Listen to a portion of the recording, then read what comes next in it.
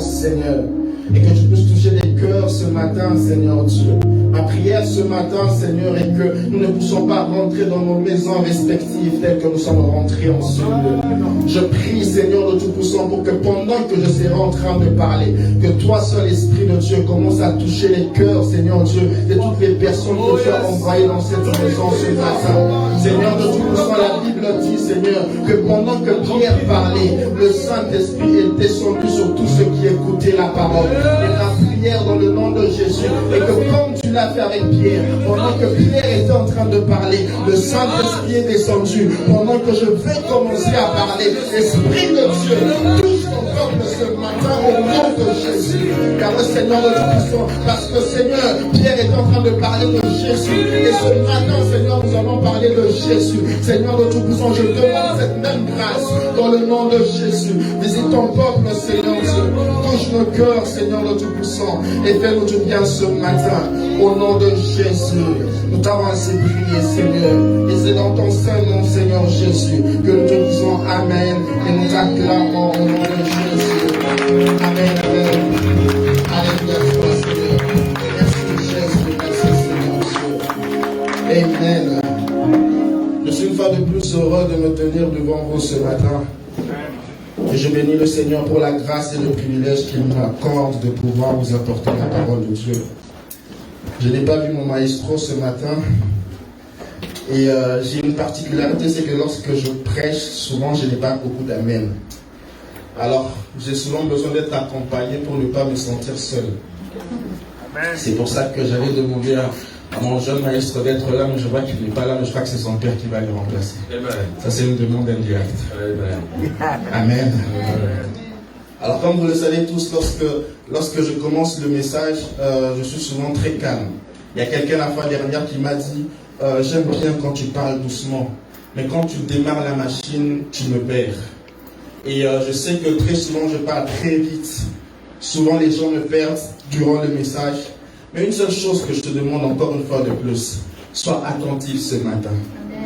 Il se peut aussi que je démarre la machine et que j'aille beaucoup plus vite. Et que même si j'allais plus vite, fais un effort de retenir au moins une phrase, un mot. Je ne te promets pas d'aller doucement, mais je te promets de faire un effort. Amen. Il y a une dernière fois, quand j'ai eu à intervenir, Cécile m'a dit, tonton, tu cries trop. Ne fais plus ça, ce soit la dernière fois. Le jour où elle m'a dit ça, je lui ai dit, est-ce que dans tout le message, tu n'as pas retenu quelque chose? Elle m'a dit, je n'ai pas retenu grand-chose, mais tu criais trop. Alors que ce soit dans la vitesse ou dans les cris, fais un effort de retenir quelque chose ce matin. Parce qu'il y a une particularité ce matin, c'est qu'on va faire beaucoup de cris, on va beaucoup crier. Amen. Alors comme on va beaucoup crier, supporte aujourd'hui que je puisse beaucoup crier aussi. Amen. Mon thème de ce matin, je l'intitule le bruit de Dieu. Dis avec moi le bruit de Dieu. Le bruit de Dieu. Quand vous entendez le bruit, ça veut dire que le matin, aujourd'hui, on va faire beaucoup de bruit. Amen. Alors, je suis dans mon texte de base, je suis dans Acte 2 à partir du verset 1. Acte 2, verset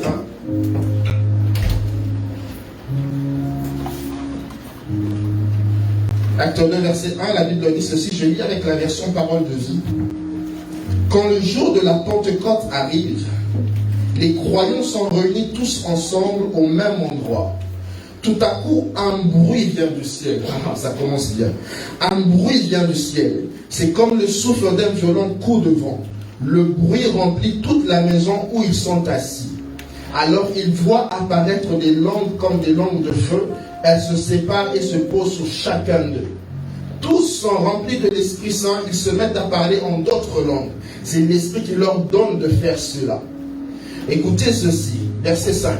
À Jérusalem, il y a des Juifs venus de tous les pays du monde.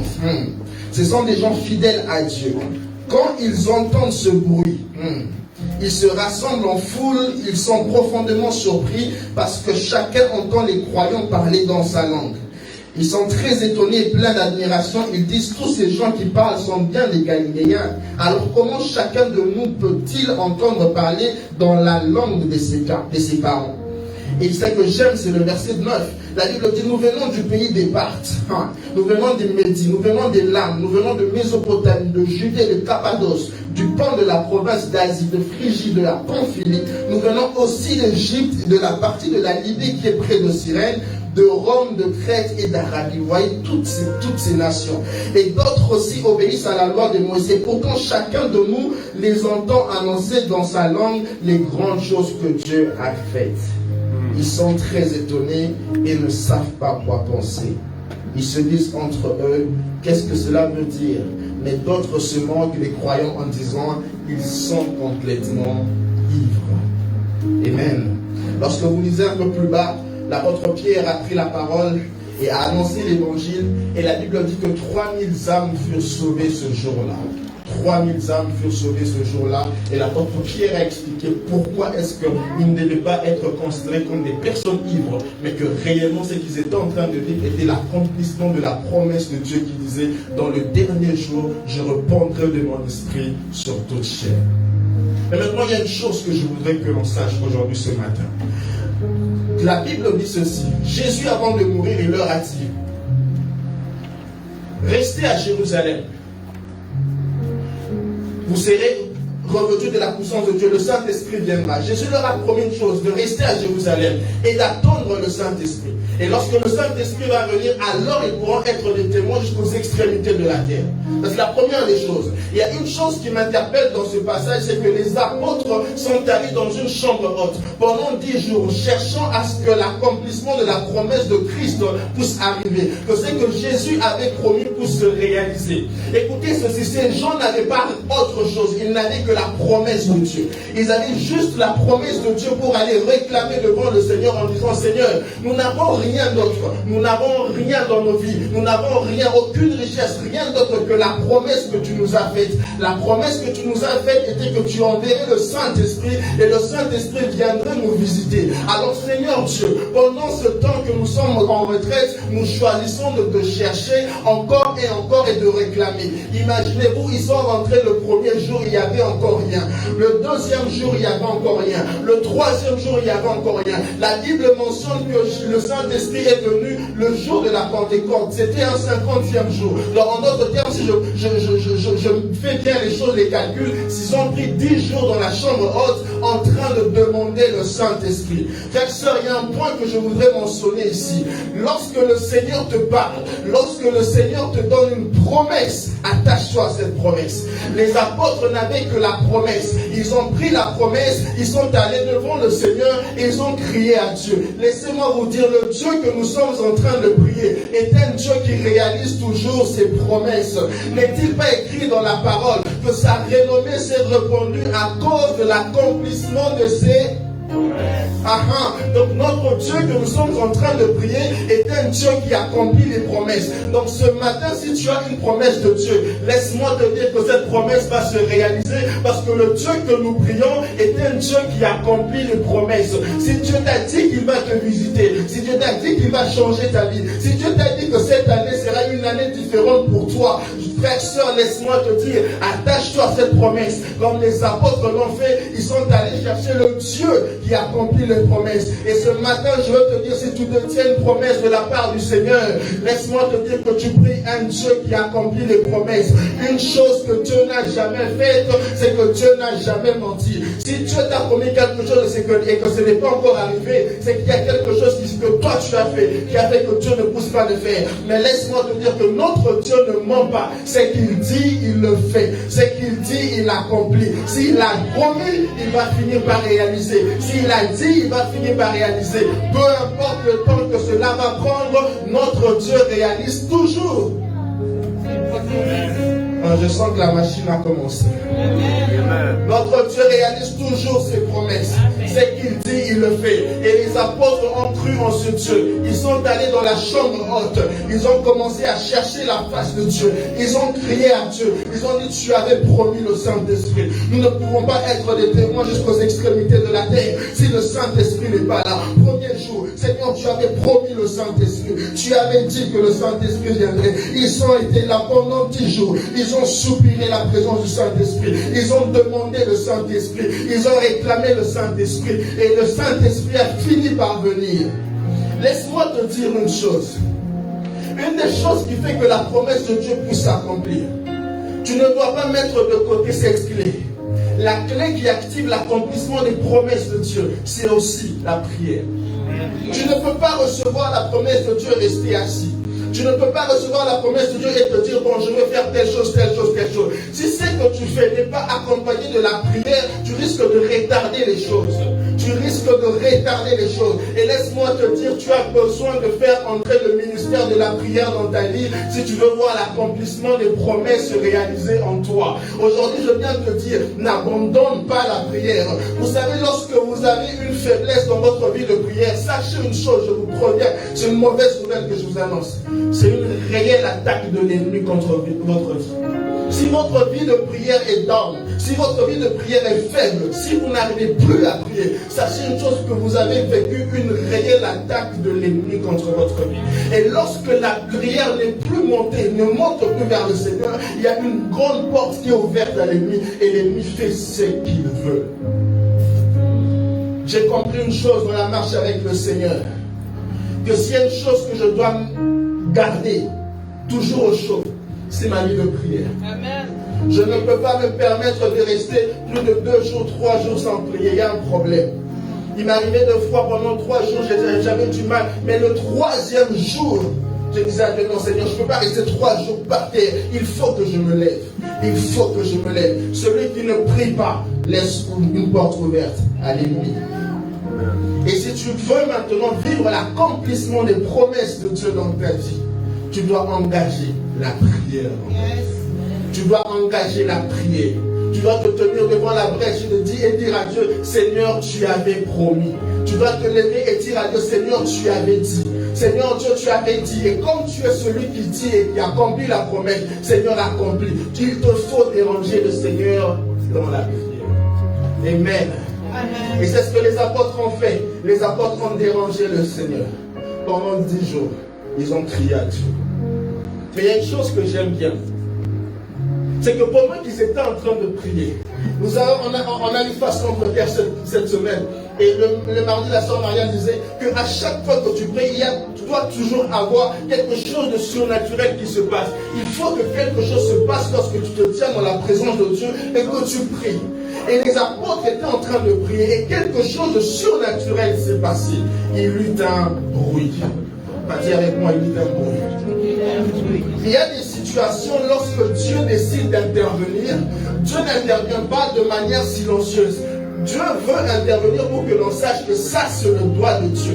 Il veut intervenir pour que les gens disent que non, ici là, ce n'est pas un homme qui pouvait le faire, mais c'est Dieu qui l'a fait. Écoutez ceci, il y a eu un bruit. C'était le jour de la Pentecôte. Le jour de la Pentecôte est une fête.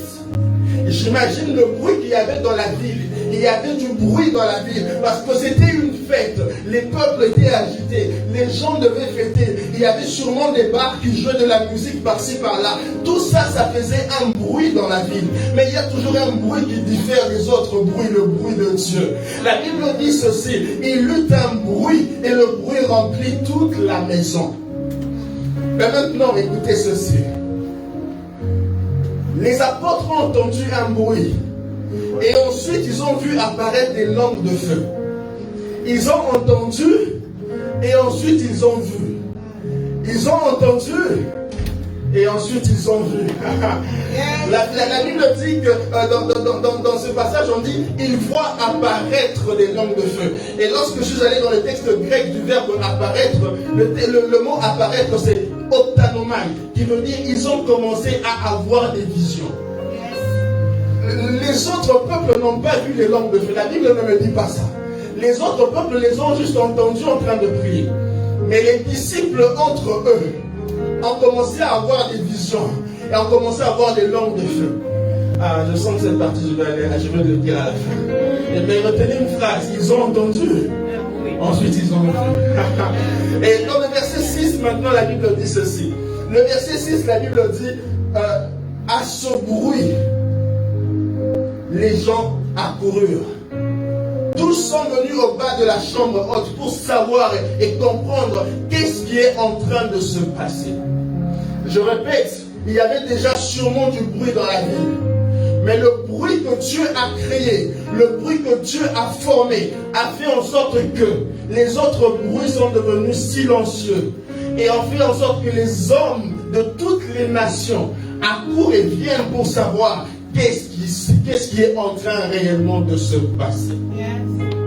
Le bruit de Dieu. Quand Dieu décide de faire un bruit, tu n'as même pas besoin de courir ça et là. Dieu lui-même se charge d'attirer les gens et les hommes pour venir vers toi. Et imaginez ceci. J'ai fait exprès de lire les villes desquelles les hommes venaient. Ils venaient de la Pamphylie, ils venaient de la Cappadoce, ils venaient de l'Am, ils venaient de l'Égypte, ils venaient de toutes ces nations. Imaginez-vous si Pierre devait faire ces différents voyages, aller en Égypte, aller dans la Cappadoce, aller dans Élam, aller dans la Phrygie, aller dans toutes ces nations. Si Pierre devait faire ce voyage-là, ça lui aurait pris des années. Mais qu'est-ce que Dieu a fait? Dieu a créé un bruit. Et lorsque Dieu crée un bruit, il se charge d'attirer les gens de toutes les nations pour venir vers toi. C'est pour ça que j'ai envie de dire aujourd'hui, il faut que Dieu crée un bruit au sein de l'église temple de Dieu, de sorte que les nations viennent et se rassemblent en ce lieu pour louer Jésus. La Bible dit ceci. Je sens que je vais vite là. Ça va ou bien je me garde? La Bible dit ceci, que les nations vinrent, tous ensemble se rassemblèrent, et pour écouter ou pour voir et comprendre ce qui est en train de se passer. Pourquoi? Parce que Dieu avait créé un bruit. Je m'associe à la foi d'ancien Hervé. Il a dit d'ici la fin de l'année, il veut voir que toutes les chaises de l'église soient remplies. Je crois en cette prière, je m'associe à cette prière. Mais à cette prière, je voudrais rajouter le bruit de Dieu. Parce que lorsque vous mettez en place des stratégies, vous mettez en place des stratégies de marketing, vous dites on va évangéliser, on va faire du porte-à-porte, on va faire ceci. Quelquefois, ça peut prendre plus de temps. Je ne suis pas contre cela. Je ne suis pas contre l'évangélisation one-on-one. Je ne suis pas contre l'évangélisation porte-à-porte. Je ne suis pas contre cela. Mais je crois aussi une chose, qu'il y a une dimension où Dieu nous facilite aussi la tâche. Il y a la dimension où Dieu se décide de nous faciliter la tâche et Dieu se décide lui-même de commencer à attirer les gens à venir ici en ce lieu pour commencer à le louer. Frères, sœurs, laissez-moi vous dire une chose. Ne pensez-vous pas qu'il y a des hommes qui aimeraient venir à l'église? Ne pensez-vous pas qu'il y a des hommes qui aimeraient venir remplir ces chaises ici à l'église? Il y a sûrement des âmes qui veulent venir, mais ils n'ont pas encore entendu le bruit. Ils n'ont pas encore entendu. Je veux te dire que ce que tu cherches, te cherche aussi. Ce que tu cherches, te cherche aussi. Le plus important, c'est que tu dois d'abord chercher le bruit de Dieu. Lorsque tu as le bruit de Dieu, Dieu lui-même se charge d'attirer les finances. Dieu lui-même se charge d'attirer le mariage. Dieu lui-même se charge d'attirer les politiques. Il se charge d'attirer les opportunités. Lorsque tu cherches le bruit de Dieu, il se charge de faire le reste. Ils ont cherché le bruit de Dieu et Dieu a fait un bruit. Imaginez-vous, en un seul jour, 3000 âmes furent sauvées. En un seul jour. Pensez-vous que c'était par la force des apôtres? Le bruit de Dieu. Dis avec moi le bruit de Dieu. C'est que tu cherches, te cherches aussi. C'est que tu veux voir avec le Seigneur, te cherche aussi. Amen. Le bruit de Dieu. Il m'est arrivé une fois, nous étions à Hutchison. Et un jour, j'étais en train de dormir, je reçois une vision. Je vois qu'il y avait du monde qui voulait venir à l'église. Mais il y avait un problème. C'est que toutes les personnes qui venaient à l'église venaient chercher la porte de l'église, mais ne voyaient pas l'église. Et j'ai expliqué au pasteur, j'ai dit, j'ai eu ces songes. Et je vois que l'église, les gens veulent venir, mais la porte est fermée. Laissez-moi vous dire une chose, il y a des gens qui veulent venir à l'église. Ne trompez-vous, ne pensez pas que c'est parce qu'il y a le Covid et tout le reste, les gens veulent rester à la maison. Il y a des gens qui veulent venir à l'église. Même si on dit que les pasteurs sont des aventuriers, les chrétiens sont des aventuriers, laissez-moi vous dire que les gens dans leur maison, au plus profond d'eux, ils ont besoin de Dieu. Ils veulent venir à l'église. Mais il y avait un problème, du moins dans cette vision que j'avais eue. La porte de l'église, spirituellement parlant, était fermée. Et vous avez vu comment nous avons primé à Hutchison. Vous avez vu comment c'était difficile. Et par la grâce de Dieu, Dieu nous a sortis de là. Mais à l'époque, les gens voulaient venir. Mais la porte était fermée. Mais lorsque Dieu décide de faire un bruit. J'aime ce bruit de Dieu. Et ce matin, nous allons prier pour que Dieu fasse un bruit. Et lorsque le Dieu décide de faire un bruit, c'est que tu cherches, te cherches. Ces gens vont venir. La grâce que tu cherches auprès de Dieu va venir. Les bénédictions que tu cherches vont venir. C'est pour ça que j'ai décidé de changer ma façon de prier. Je ne cours plus derrière les bénédictions. Je ne cours plus derrière l'argent parce que j'ai compris que c'est une perte d'énergie. J'ai compris que c'est une perte d'énergie. Frères, sœurs, remarquez comment est-ce que nous sommes en train de travailler. Nous courons du 1er au 30, mais nous n'atteignons jamais cette stabilité financière. J'ai compris qu'il y a quelque chose qui se passe là. C'est une perte d'énergie de courir derrière ces choses. J'ai demandé à Dieu, Seigneur, moi je veux maintenant que tu fasses un bruit. Le bruit qui attire les finances dans ma vie. C'est que tu cherches aussi. En tant que chrétien, j'ai compris pourquoi la Bible dit cherchez d'abord le royaume des cieux. Yes. Et le reste vous sera donné par les cieux. J'ai compris pourquoi il est important d'abord de chercher Dieu. Les apôtres n'ont pas cherché l'onction, ils n'ont pas cherché je ne sais pas quoi, ils ont cherché le Saint-Esprit d'abord. Ils ont demandé la personne du Saint-Esprit. Et lorsque le Saint-Esprit est venu, leur vie a changé. Ceux qu'on appelait des personnes sans instruction, ceux qu'on appelait des personnes non instruites, ces personnes ont bouleversé le monde. Pourquoi? Parce que le Seigneur un jour avait décidé de faire un bruit. Acclame le Seigneur.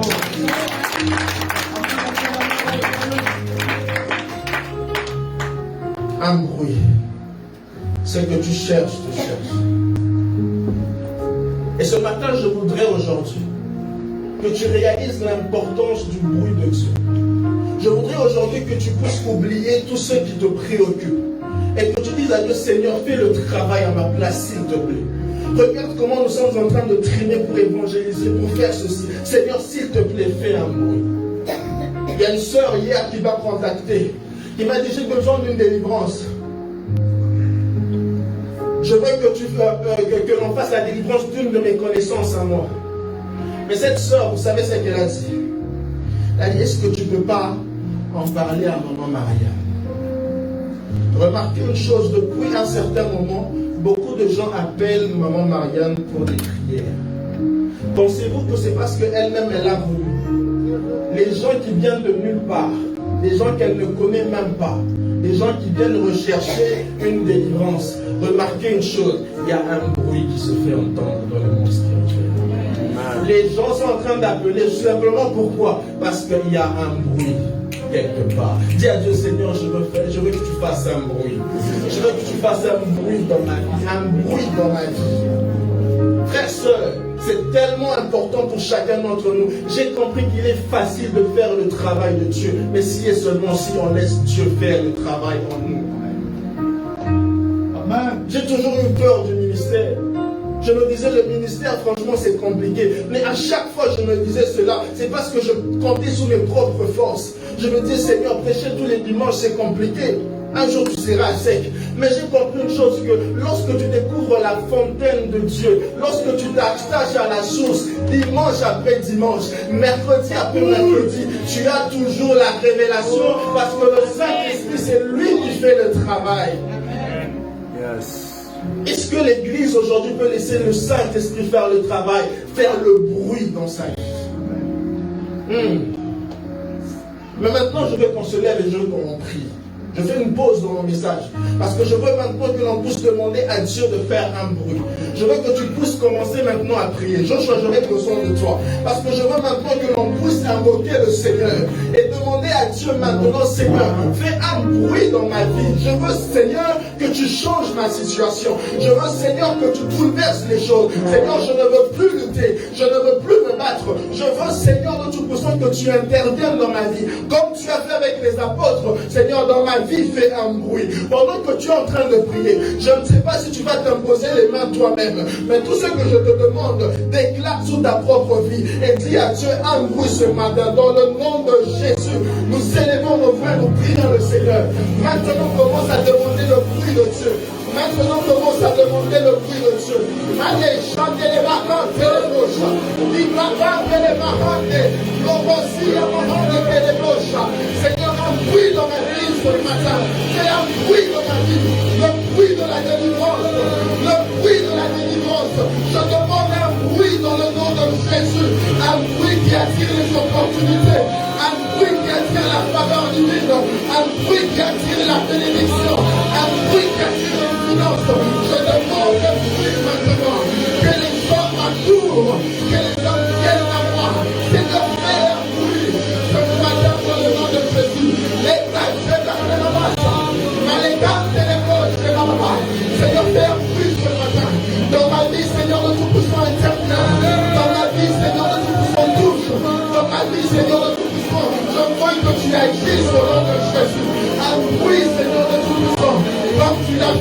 les apôtres, Seigneur, fais-le avec moi ce matin. Comme tu l'as fait avec les apôtres, Seigneur, fais-le avec moi ce matin. Fais entendre ce bruit. Fais entendre ce bruit. Fais entendre ce bruit. Fais entendre ce bruit. Dans le nom de Jésus.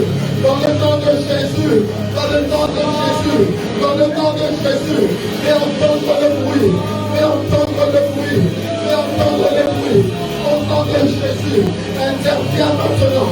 Interviens dans ma vie, Seigneur. Nous prions à toi, Seigneur Dieu. Nous demandons, Seigneur de Tout-Puissant, fais entendre le bruit. Fais entendre le bruit. Fais entendre le bruit. Dans le nom de Jésus. Dans le nom de Jésus. Interviens maintenant, Seigneur. Interviens maintenant dans nos vies. Nous demandons le bruit. Nous demandons le bruit. Au nom de Jésus. Au nom de Jésus. Au nom de Jésus. Un bruit dans la vie. Le bruit qui attire les opportunités. Le bruit qui attire les opportunités. Le bruit qui attire les contrats. Le bruit qui attire la faveur des hommes. Je demande ce bruit. Je demande ce bruit. Le bruit qui ouvre les portes des nations. Le bruit qui ouvre les portes des nations.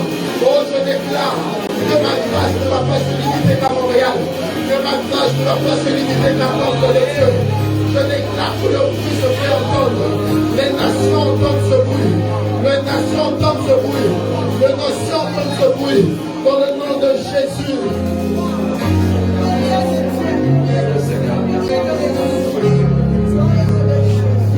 Dans le nom de Jésus. Dans le nom de Jésus. Un bruit, Seigneur Dieu, qui se fait entendre. 2 Rois chapitre 7, nous sommes toujours en train de prier. 2 Rois chapitre 7, à partir du verset 3. La Bible dit ceci. 4 lépreux sont installés près de la porte de la ville. Ils se disent l'un à l'autre, pourquoi rester ici et attendre la mort? Si nous décidons d'entrer dans la ville, nous ne trouverons rien à manger et nous mourrons. Si nous restons ici, nous mourrons aussi. Alors allons plutôt au camp des Syriens et livrons-nous à eux. S'ils nous laissent en vie, tant mieux, nous vivrons. S'ils nous tuent, tant pis, nous mourrons. Écoutez ceci. Vers le soir, ils se lèvent pour aller au camp des Syriens. Ils arrivent près du camp, mais ils ne trouvent personne. Je m'arrête là, écoutez simplement. Ces 4 lépreux étaient dans une situation compliquée, étaient dans une situation sans issue. Que ce soit rester aux portes de la ville ou d'aller dans la ville, ils allaient mourir quoi qu'il en soit. Ils avaient faim, c'était compliqué. Ils étaient lépreux, ils n'étaient pas autorisés de rentrer dans la ville. Ils ont décidé simplement d'aller se livrer auprès des Syriens. Ils ont décidé d'aller se livrer auprès des Syriens. Parce qu'ils savaient quoi qu'il en soit les Syriens vont nous laisser en vie, soit les Syriens vont nous mourir, vont nous tuer. Ils étaient sur le point de mourir. Une situation complètement désespérée. Mais écoutez ce que Dieu a fait à partir du verset 6. Lorsqu'ils sont arrivés près du camp, ils n'ont trouvé personne dans le camp des Syriens. Qu'est-ce qui s'est réellement passé? La Bible dit ceci. En effet, dans le camp des Syriens, le Seigneur a fait entendre le bruit d'une grande armée. Le Seigneur a fait entendre le bruit d'une grande armée avec des chars et des chevaux. Les Syriens se sont dit entre eux. Le roi d'Israël a payé le roi des Hittites et les Égyptiens pour venir les attaquer. Ils ont pris fuite parce que le Seigneur a fait entendre un bruit. Et ce matin, je veux que tu pries et que tu dises à Dieu maintenant. Seigneur Dieu, maintenant je prie pour que tous les ennemis de ma vie, tous les esprits qui viennent contrôler ma maison, maintenant Seigneur, fais entendre un bruit, de sorte que lorsque je veux me rendre à ma maison, que ces esprits ne viennent plus, que ces démons ne viennent plus me déranger. Maintenant tu vas encore prier, tu vas dire à Dieu, Seigneur, fais entendre le bruit, afin que les Syriens de ma vie disparaissent, afin que ceux qui peuvent me faire du mal disparaissent, dans le nom de Jésus. Comme les 4 lépreux, ils étaient dans une situation défavorable. Aujourd'hui, je veux que tu regardes à ta situation et que tu dises à Dieu, fais entendre un bruit dans les corps de mes ennemis. Au nom de Jésus, élève ta voix et commence à prier. Alléluia. Je veux t'entendre à prier. Commence à parler à Dieu. Commence à dire, Seigneur, fais entendre un bruit, fais entendre un bruit. Je prie, Seigneur de Tout-Puissant, qu'un bruit se fasse entendre. Un bruit dans les corps de mes ennemis. Un bruit dans les corps des Syriens. Un bruit dans les corps des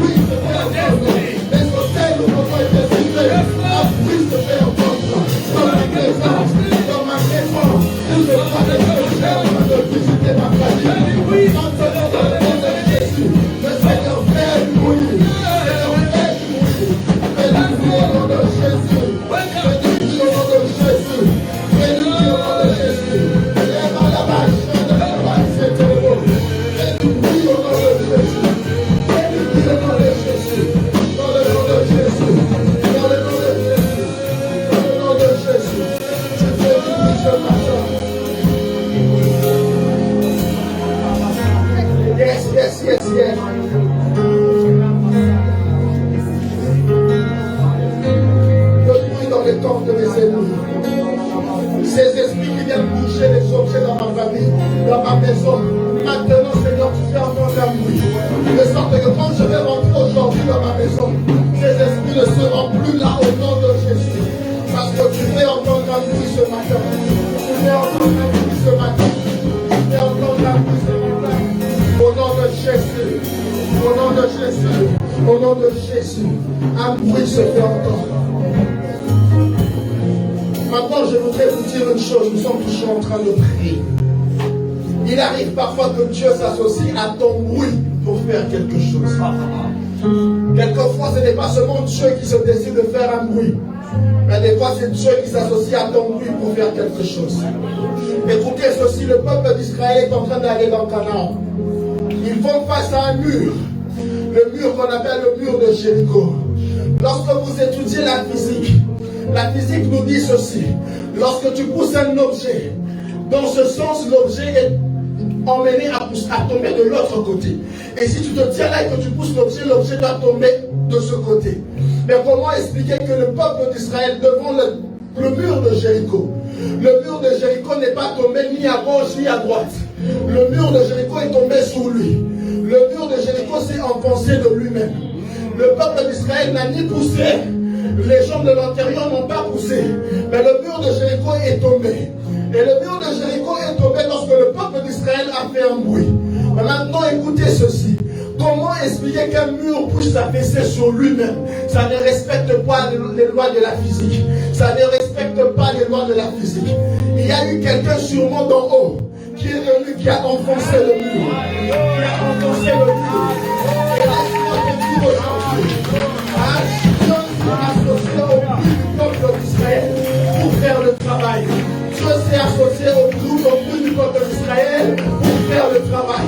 C'est pour ça que ce matin, je vous dis aussi que pendant que nous sommes en train de prier, je veux que tu t'apprêtes à faire un bruit.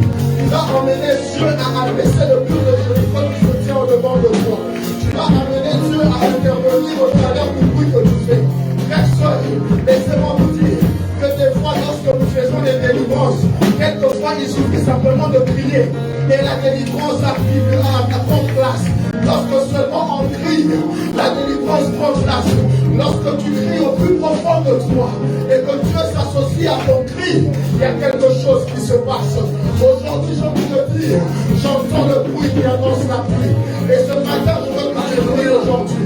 Nous allons jusqu'à 3. Je vais compter jusqu'à 3. Et après 3, je vais dire go.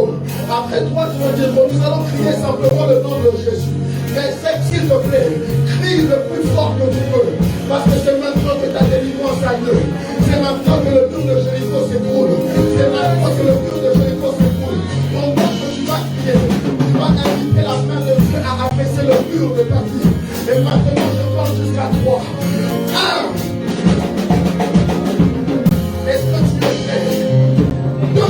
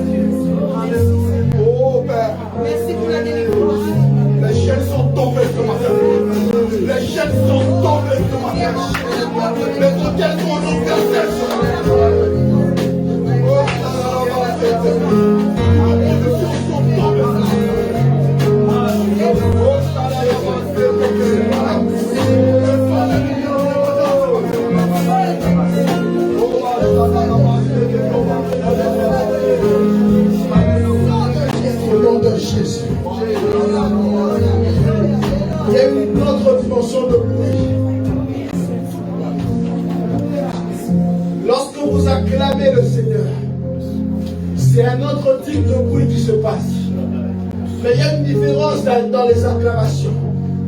Acclamer vient d'un autre mot latin, ou un mot grec, j'ai oublié, qui veut dire, c'est comme si vous prenez, vous faites vos hamburgers. Vous prenez une première tranche, vous prenez la deuxième tranche, et vous mettez tous ensemble. Mais maintenant, dans la dimension de Paka, lorsque tu es en train d'acclamer, tu es en train de prendre la tête de ton ennemi, de ta main gauche et de ta main droite. Et pendant que tu es en train d'acclamer, tu es en train d'écraser sa tête. Et je veux maintenant que pendant que nous sommes en train de faire le bruit d'acclamation, que tu n'acclames pas seulement parce que tu as envie d'acclamer, mais que tu acclames en train d'écraser la tête de ton ennemi. Ah, si tu vois combien le diable est méchant, combien le diable a détruit ta vie, tu fais de bien acclamer ce matin. Et je veux maintenant que pendant que nous sommes en train de parler, je veux maintenant que tu commences à acclamer maintenant.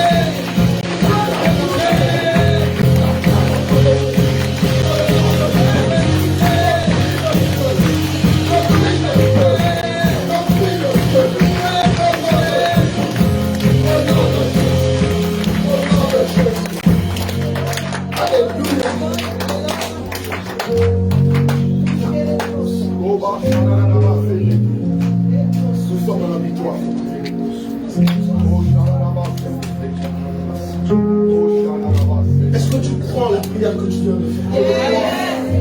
Est-ce que tu crois que tu es délivré aujourd'hui? Il dit et il accomplit ce qu'il dit. Notre Dieu accomplit ce qu'il dit. Mais maintenant, pendant que je vais te demander de t'asseoir, assieds-toi sur la tête de tes ennemis au nom de Jésus. Au nom de Jésus.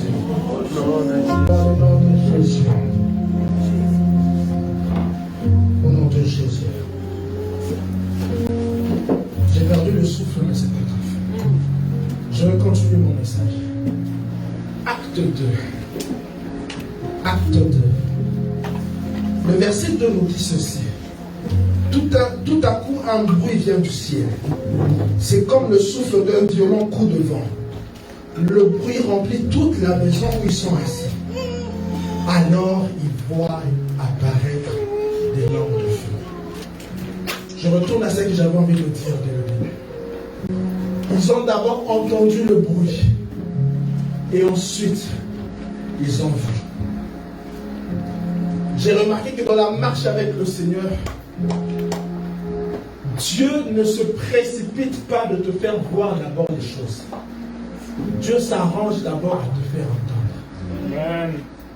Dieu, dans la nature des choses, a fait en sorte que l'enfant ou le bébé commence d'abord par entendre avant de voir.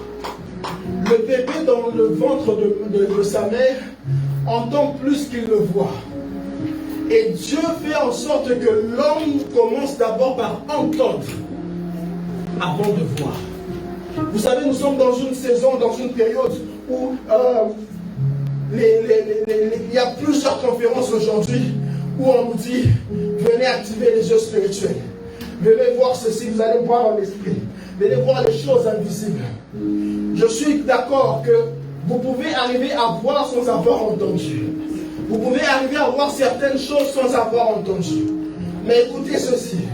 Dans la logique des choses, ou dans la façon de faire les choses, Dieu s'arrange toujours à ce que tu puisses d'abord entendre avant de voir. Parce qu'il est capable, il est possible d'activer les yeux spirituels sans avoir entendu. Il est possible de voir des choses en esprit sans avoir entendu.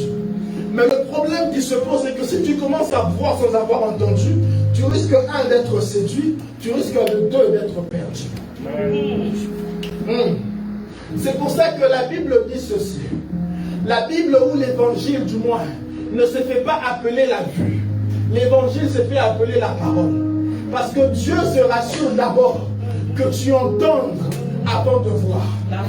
Au commencement était la parole. La parole était avec Dieu et ensuite la parole a été faite chair. Mais d'abord il y a la parole. Je commence d'abord à entendre la parole et ensuite je vois.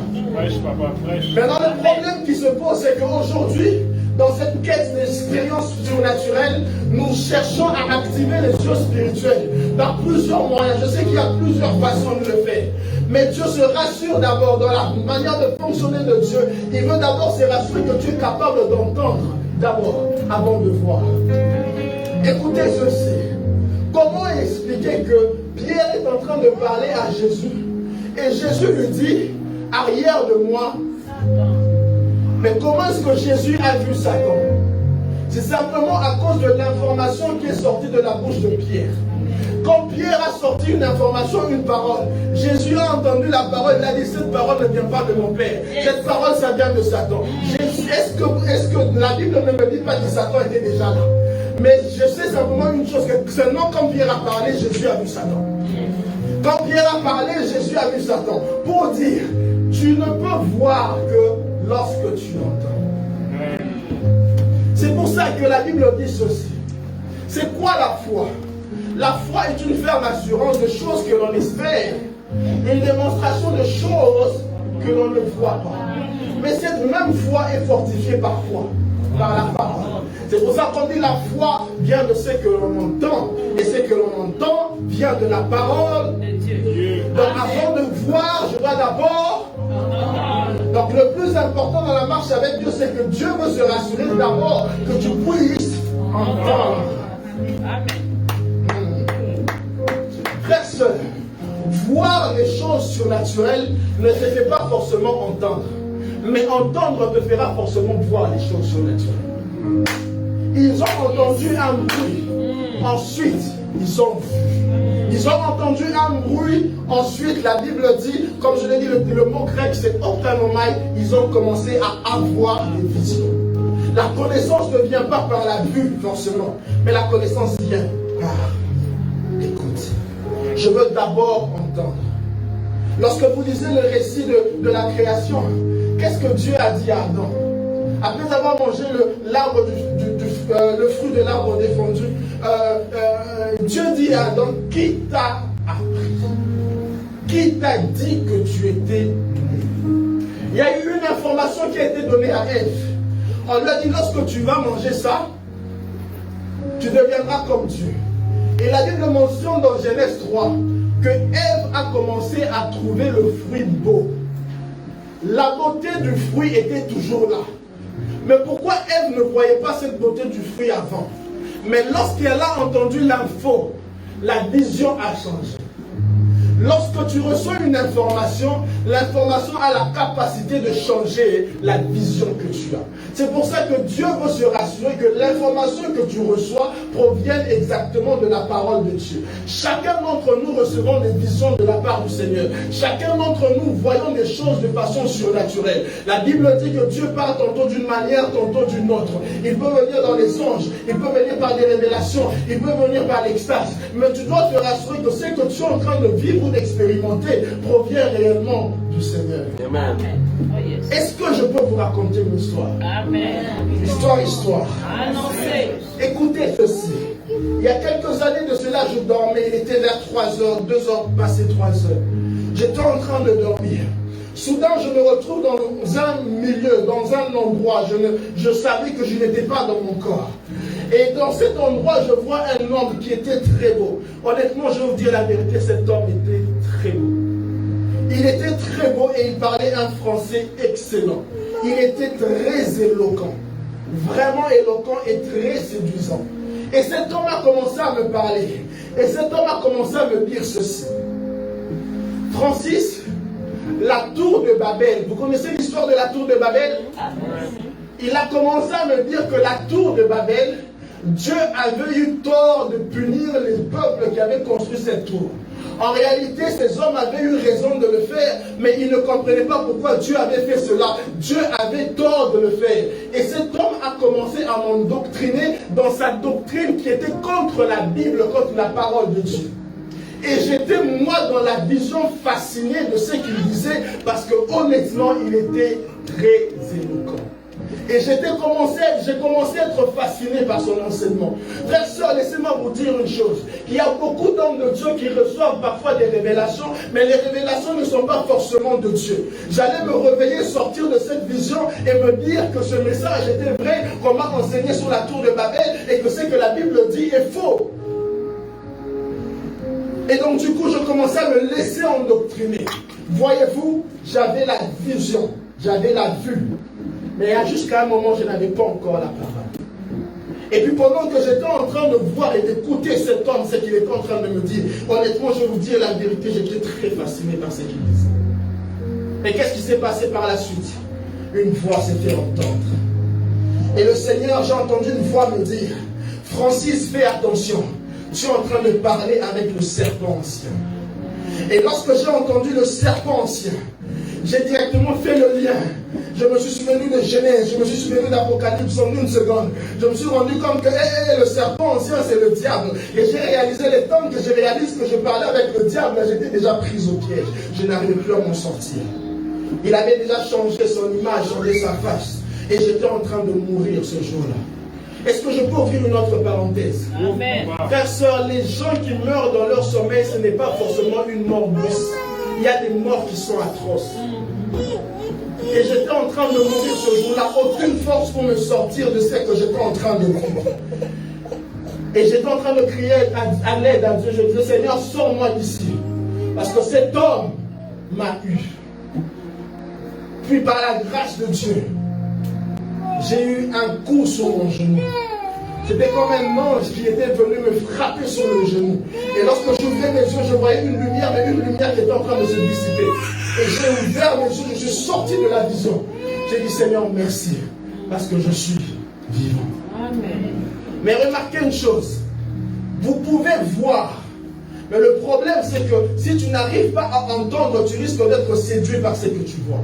Parce que tu ne sais pas exactement quel est cet esprit qui se tient au-devant de toi. Alors pour arriver à ne pas être séduit, tu dois arriver à avoir la capacité d'entendre Dieu.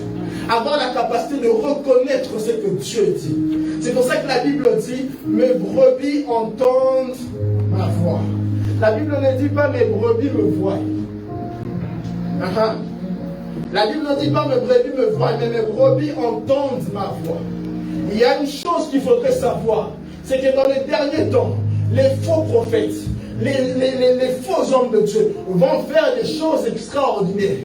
Mais si tu te limites simplement aux choses que tu vois, tu risques d'être séduit. Sachez une chose, que le diable n'a pas de message, le diable n'a que le show. Le diable va venir, il va faire le show, il va bouger la salle, il va donner des prophéties, il va faire des miracles. Mais le problème, c'est que ce qu'il y a derrière, c'est que tu risques de détruire ta vie. Sur 10 prophéties, le diable va t'en donner 8 qui sont vraies, mais il va te donner 2 qui sont fausses, et ce sont les 2 qui vont détruire ta vie.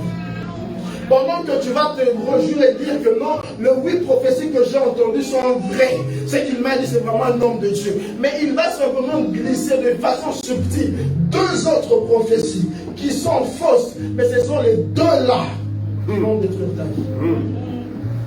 C'est pour ça que si tu t'attaches simplement aux choses que tu vois, si tu t'attaches simplement aux expériences que tu es en train d'expérimenter, tu risques de passer à côté et d'être séduit. Le plus important, ce n'est pas forcément de voir, mais le plus important, c'est d'entendre. Alors si tu entends et tu sais reconnaître que ce que tu entends vient de la parole de Dieu, alors tu sais que tu es sur le bon chemin. Tu sais que ce que tu es en train de voir est réel. Tu sais ce que tu es en train de voir vient réellement de la part de Dieu. Est-ce que je parle à quelqu'un? Amen.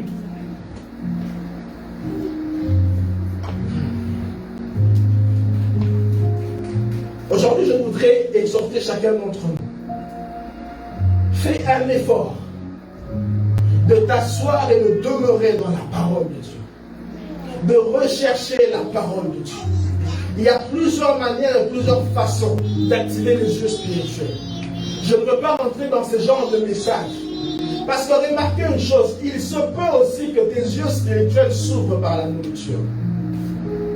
N'avez-vous pas vu des gens qui ont mangé de nourriture en bouteille et la nuit ils ont commencé à avoir des démons? Comment est-ce que les yeux se sont ouverts? La nourriture qui a été consacrée, la nourriture qui a été emboutée a fait en sorte que quand tu vas dormir, tu commences à être visité par les esprits. Tu commences à voir les choses. C'est pour ça que frères et sœurs, prenez toujours le temps de sanctifier vos repas. Prenez toujours le temps de prier parce que vous ne savez pas ce que l'on fait avec la nourriture. Que ce soit dans les restaurants, que ce soit McDo, que ce soit par-ci par-là, prenez le temps de prier et de sanctifier le repas. Vous êtes en train souvent de vous dire, mais comment est-ce qu'il peut parler de nourriture comme ça? Il y a une de nourriture dont la Bible parle. Dans Luc 24, la Bible mentionne ceci. Jésus est en train de marcher avec les disciples sur le chemin d'Emmaüs. Pendant qu'ils sont en train de marcher, ils sont en train de parler. Les disciples ne reconnaissent pas encore Jésus. Puis à un moment donné, Jésus se décide de partager le pain avec eux. Et lorsqu'il partage le pain avec les disciples, la Bible mentionne une chose. Leurs yeux s'ouvrirent. C'est pour ça ne blaguez pas aussi avec la Sainte Seine. Parce que la Sainte Seine a une autre connotation aussi. Elle a la capacité d'activer les choses de Dieu, les choses surnaturelles. Ils ont pris le pain et la Bible dit que leurs yeux s'ouvrirent. Aujourd'hui, je voudrais exhorter chacun d'entre nous pour une chose. Je ne suis pas en train de rentrer dans les messages de faire attention à ce que tu dois manger ou ceci, cela. Ce n'est pas ça mon message aujourd'hui. Mais j'ai compris une chose, qu'il y a un lien entre le ventre et les yeux. Depuis un moment, moi honnêtement, j'ai décidé de manger au plus tard le temps à 19h ou 20h. Je ne vous demande pas de le faire. Mais moi, le plus tard le temps que j'ai envie de manger, c'est 19h, 20h. Parce que j'ai remarqué une chose, à chaque fois que je mange beaucoup, mon gros foufou là à 22h, la nuit lorsque je dors, mon esprit est trop lourd. Et il y a une particularité avec moi, peut-être pas vous, mais moi la particularité c'est que Dieu me montre beaucoup de choses lorsque je dors. Et je n'ai peut-être pas des visions sur des gens, je n'ai peut-être pas des visions sur des personnes. Souvent Dieu me parle sur des situations et des événements. Mais seulement une chose, j'ai remarqué que lorsque mon ventre est lourdement chargé avant de dormir, mon esprit ne capte rien. La nuit je ne capte rien. Et c'est là que j'ai compris l'importance maintenant de manger un peu plus tôt le soir pour permettre à mon esprit d'être sensible et disponible à recevoir ce que Dieu a à me dire. Ça, c'est ma vie. Je ne vous demande pas de le faire. Mais je viens juste mentionner une chose, que quelquefois, il existe un lien entre le ventre et les yeux. Amen. Amen. Est-ce que ça avance? Je suis sur le point de finir, je vais pas tarder à finir.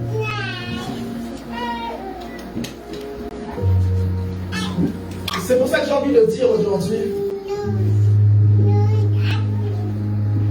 plusieurs moyens pour activer les jeux spirituels. Mais le plus important, c'est que tu dois te rassurer que ce que tu vois vient de Dieu. Et ce que tu vois, tu dois te rassurer que tu as eu à entendre d'abord le Seigneur. Imaginez ceci, nous sommes dans Jérémie 1. Jérémie 1.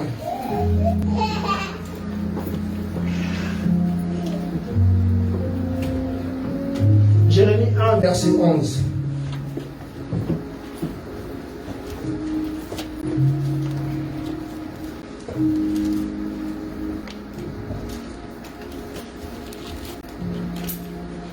La Bible dit ceci. Alors le Seigneur m'a adressé sa parole. Jérémie, qu'est-ce que tu vois? J'ai répondu, je vois une branche d'amandier, l'arbre qui veille. Le Seigneur m'a dit, tu as bien vu. En effet, je veille à réaliser ce que j'ai dit. Jérémie a juste vu un arbre. Mais il fallait qu'il entende Dieu pour lui dire, tu as bien vu. Il se peut que tu puisses voir me voir mal. Le Seigneur lui a dit, tu as bien vu. Et le Seigneur lui a donné le message de ce qu'il a vu. J'ai eu à passer par une période où j'étais très frustré par rapport aux choses que Dieu me montrait. Et je disais à Dieu, Seigneur, Dieu, je suis fatigué. Quelquefois, il m'arrive de voir des choses et je ne les comprends pas. Récemment, j'ai vu le monde en 2050. J'ai dit, Seigneur, ok, j'ai vu le monde en 2050, j'en fais quoi maintenant? Tu me montres 2050, ok, mais dans tout ça, je fais quoi? J'ai vu le confinement arriver. Mais à l'époque où j'ai vu le confinement arriver, je n'avais pas compris ce que j'avais vu. Je disais à Dieu, mais Seigneur, je suis en train de voir des choses, mais je ne comprends pas. Récemment, j'ai vu encore que Montréal était devenu la propriété d'un homme. Et tout ce que nous voyons ici comme la ville, les rues, les centres-villes, était devenu une maison d'une seule personne. Et toute la population était reculée dans des coins très reculés et très pauvres. Toute la ville de Montréal était devenue une maison d'une seule personne. Mais maintenant, Seigneur, j'ai vu ça. C'est quoi le message? J'ai dit à Dieu, Seigneur, Dieu, je ne veux pas commencer à voir et puis ne pas comprendre. Je dis, Seigneur, maintenant, je veux non seulement voir, mais je veux comprendre. Ok, oui, je vois un homme qui détient la ville de Montréal. Je vois un homme qui prend toute la ville de Montréal en otage. Toutes les routes descendent du centre-ville, deviennent des couloirs de sa maison, des couloirs de sa chambre. Et plus personne n'avait le droit de venir dans la ville. Tout le monde était dans des coins reculés. C'était la pauvreté, c'était la désolation pour tout le monde. Montréal était prise en otage par une seule personne. Une personne d'un certain âge, avec des cheveux blancs. Je me souviens très bien de son visage. Mais Seigneur, au-delà de tout, c'est quoi le message? Je fais quoi avec ce que tu m'as montré? Tu vois le monde en 2050. Je vois que tout est en noir et blanc. Je vois beaucoup de choses. Et comment j'ai su que j'étais en 2050? J'ai vu un shop. Et sur le shop, j'ai vu une date. C'était juin 2050. Et c'est là que j'ai su que j'étais en 2050. Mais maintenant, au-delà de tout, Seigneur, c'est quoi le message? Il se peut que tu vois, mais que tu n'aies pas le message. Et lorsque tu vois, et que tu vois mal, ou que tu interprètes mal, c'est là que tu deviens un scandale pour les gens. Ou c'est là que tu détruis ou tu déroutes les gens.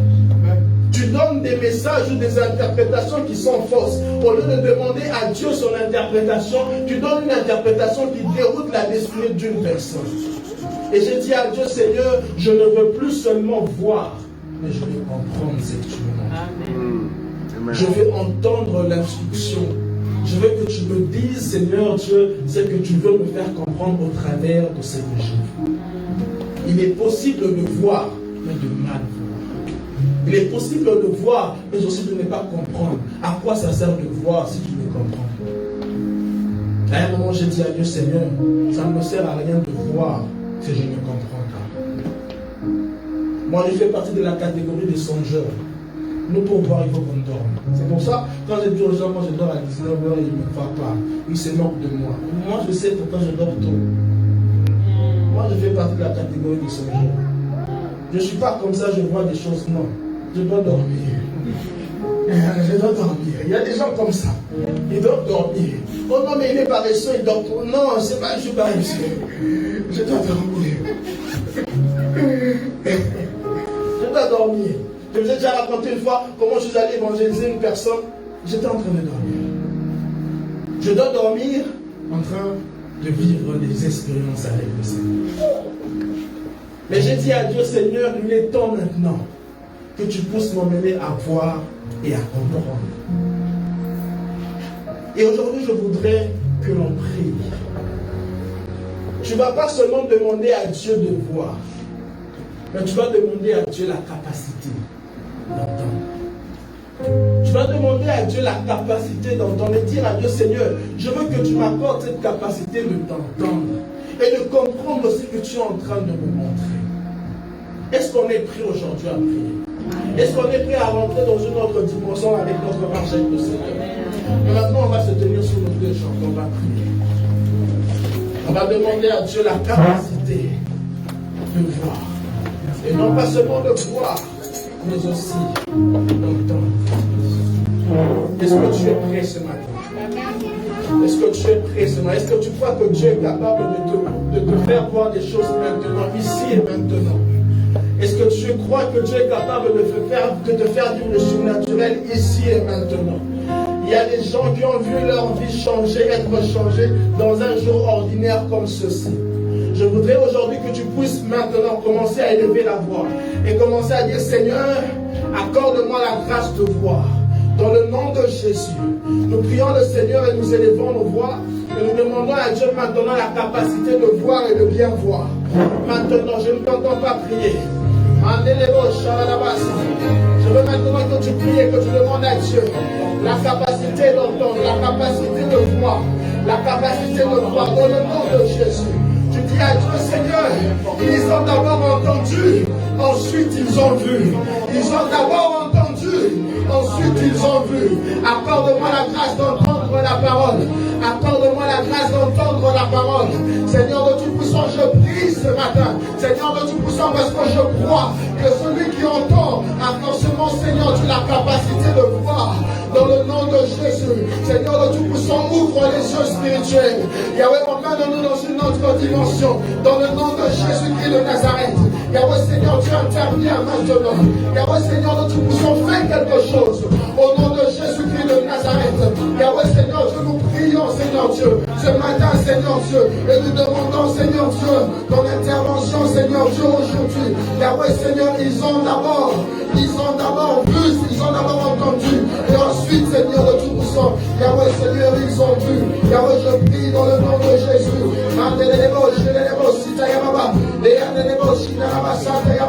Seigneur de Tout-Puissant, étends ta main et accorde à ton peuple de voir. Accorde à ton peuple de voir. Accorde à ton peuple de voir. Dans le nom de Jésus. Dans le nom de Jésus. Dans le nom de Jésus. Je veux que l'on prie encore. Deuxième point de prière. La Bible dit ceci. Dans les derniers jours, je répondrai de mon esprit sur toute chair. Vos fils et vos filles prophétiseront. Vos vieillards auront des songes et vos jeunes gens auront des visions. Et je veux maintenant que tu pries et que tu dises à Dieu la promesse que tu as faite, puisque nous sommes dans les derniers jours. Maintenant, Seigneur, accorde-moi la grâce, Jésus. Maintenant, d'être rempli de ton esprit. Je veux que, Seigneur, que l'esprit de prophétie se repose sur ma vie. Que les visions viennent maintenant. Que les songes viennent maintenant. Que la dimension des visions puisse accroître au nom de Jésus. Que la dimension des songes puisse accroître au nom de Jésus. Je veux que tu pries maintenant. Nous élevons le produit maintenant. Et nous demandons cette dispensation. Maintenant, Esprit de Dieu, déverse ta grâce, déverse ta grâce. Maintenant, même ton Église, Seigneur Dieu, à une autre dimension, Seigneur Dieu, de ta gloire, à une autre dimension, Seigneur, Yahweh, de la beauté visuelle, au nom puissant de Jésus. Nous voulons voir, Yahweh, Seigneur, en l'esprit. Nous voulons, Seigneur, que tu ouvres les yeux et que tu nous emmènes, Seigneur Dieu, de gloire en gloire, au nom de Jésus, au nom de Jésus, au nom de Jésus, au nom de Jésus.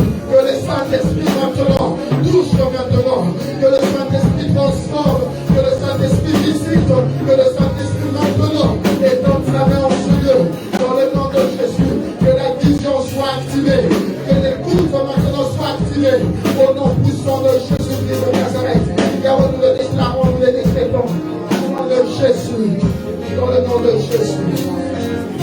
nom de Jésus.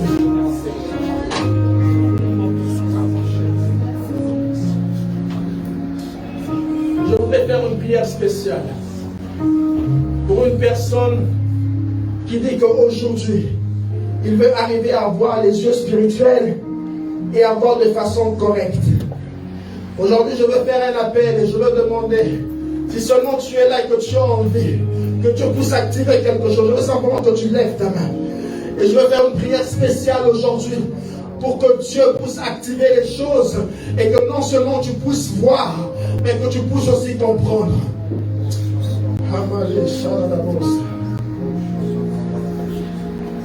Il y a quelque chose qui me revient juste un instant.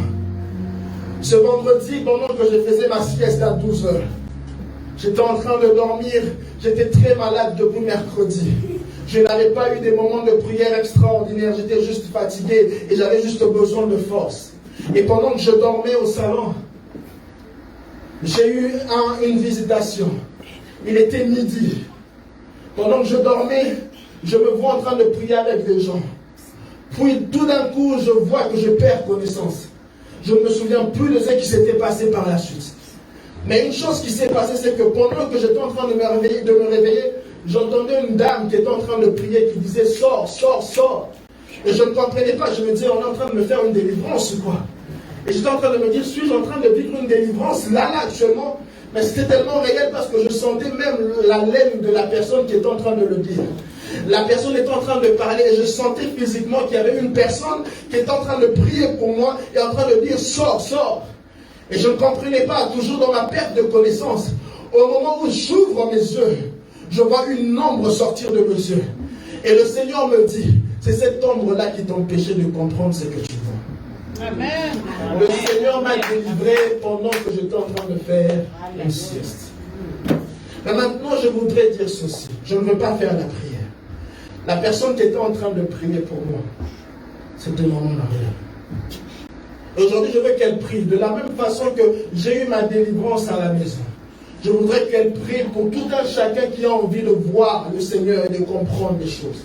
Pendant qu'elle était en train de prier, j'ai vu une ombre sortir de mes yeux. Et le Seigneur m'a dit, à partir de maintenant, tu vas commencer à comprendre ce que tu voyais.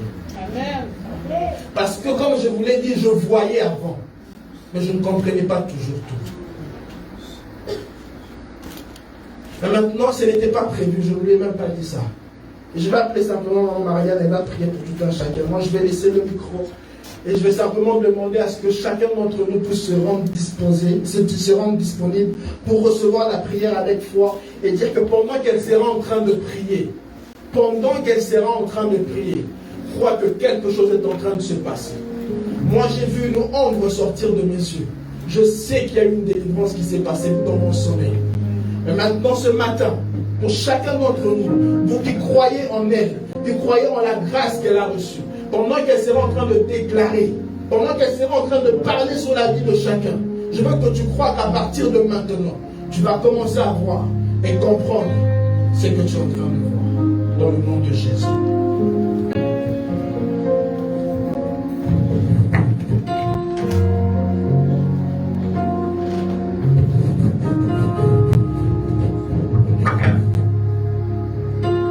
Alléluia. Les gens qui ont élevé les mains, s'il vous plaît, pouvez-vous vous avancer. Bien-aimé, le Dieu qui te connaît, moi je me suis qu'un homme. Mais le Dieu de toute puissance, autrefois je n'étais pas capable de voir quoi que ce soit. Autrefois je n'étais pas capable d'entendre quoi que ce soit. Mais un jour, le Dieu m'a fait grâce. Et c'est le même Dieu qui vous a parlé aujourd'hui. Que ce même Dieu-là relâche une puissance aujourd'hui. Pendant que je serai en train de prier, bien-aimé, de là où tu es, crois en Dieu comme jamais tu n'as cru en Dieu. Quelque chose va se passer dans ta vie aujourd'hui. Et cette chose va transformer ta vie à jamais. Bien-aimé, sois les yeux de Dieu aujourd'hui. Bien-aimé, sois les oreilles de Dieu aujourd'hui.